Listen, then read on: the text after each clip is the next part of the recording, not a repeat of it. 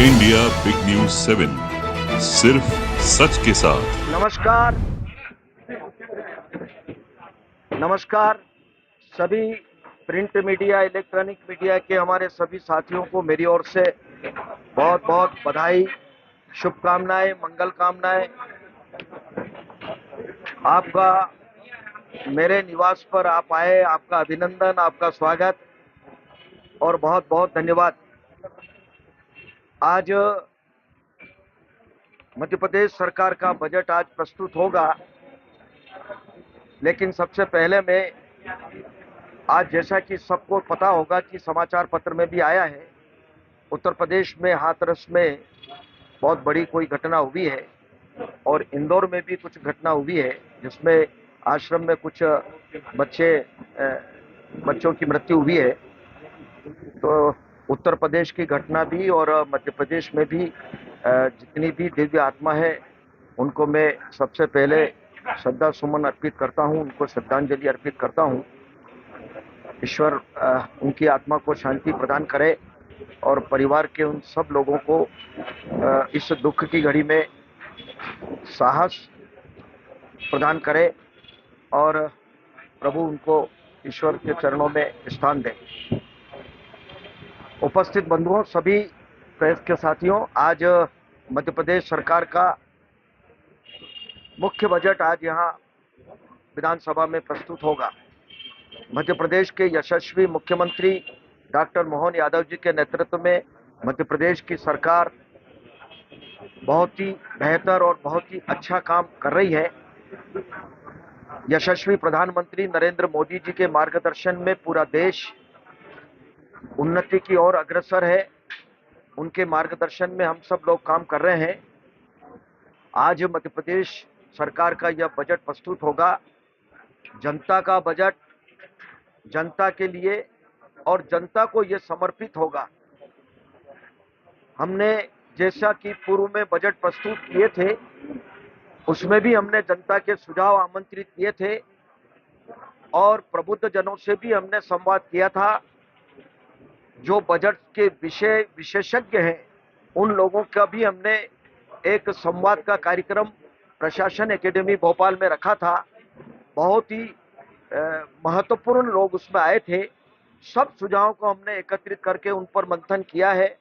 मध्य प्रदेश सरकार का बजट कैसा हो, इस पर पूरी तरह से हमने गंभीरता से विचार किया है और जो सुझाव इस बजट में सम्मिलित करने जैसे थे, उनको हमने निश्चित रूप से उनमें सम्मिलित किया है। यह बजट निश्चित रूप से सर्वस्पर्शी बजट है। सभी वर्गों का विशेष तौर से ध्यान रखा है। जैसा कि यशस्वी प्रधानमंत्री मोदी जी कहते हैं कि इस देश में गरीब, युवा, किसान और महिलाएं, इन पर हम सबसे ज्यादा फोकस करने का काम सरकार का इस पर है। निश्चित रूप से हमने भी इन सब बातों का ध्यान इस मध्य प्रदेश के बजट को प्रस्तुत करने में, बजट को पेश करने में रखा है।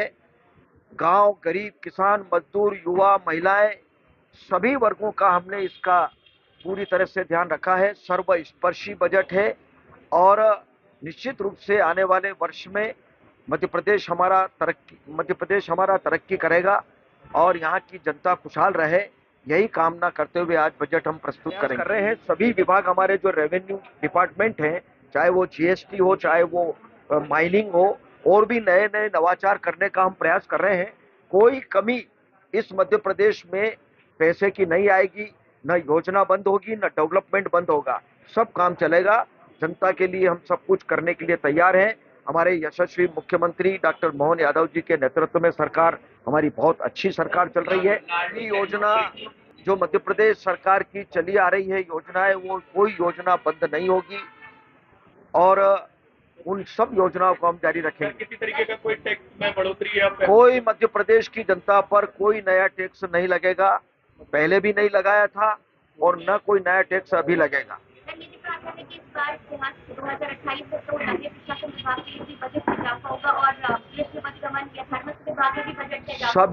सभी विभाग, मध्य प्रदेश सरकार में जो सब विभाग हैं, सभी विभागों का हमने ध्यान रखा है, चिंता की है। कहीं किसी विभाग में कोई कमी नहीं आएगी, चाहे वो चिकित्सा, शिक्षा, खेल, सभी जितने विभाग हैं सब में हम पूरी तरह से ध्यान रखेंगे और निश्चित रूप से इसमें ध्यान रख करके ही बजट प्रस्तुत हमने करेंगे। आज आर्थिक सर्वेक्षण मुझे कहते हुए गर्व भी है कि मध्य प्रदेश की सरकार ने पूंजीगत व्यय पर ज्यादा खर्च किया है। अगर हमने कर्जा लिया है तो पूंजीगत व्यय करने के लिए लिया है, प्रदेश के डेवलपमेंट के लिए हमने कर्जा लिया है और कर्जा नियम और प्रक्रिया के अंतर्गत जो एफआरबीएम का नियम बना हुआ है उसके अंतर्गत हमने कर्जा लिया है। भारत सरकार की परमिशन उसमें लेना पड़ती है और कर्जा बहुत कम समय के लिए नहीं, कर्जा हमेशा बहुत लंबे समय के लिए लिया जाता है। तो निश्चित रूप से उसके देने की प्रक्रिया जो रहती है समय समय पर हम पूरी करते हैं। इसलिए मुझे लगता है कि लिमिट के अंदर, अभी तो कर्जा लेने की लिमिट हमारी बहुत है लेकिन हमने उसके अंदर कर्जा लिया है। लेकिन हम दोनों चिंता कर रहे हैं कि कर्जा लेकर के समय पर कर्जा देना, उसका ब्याज देना, कर्जा लेना कोई बुराई नहीं है।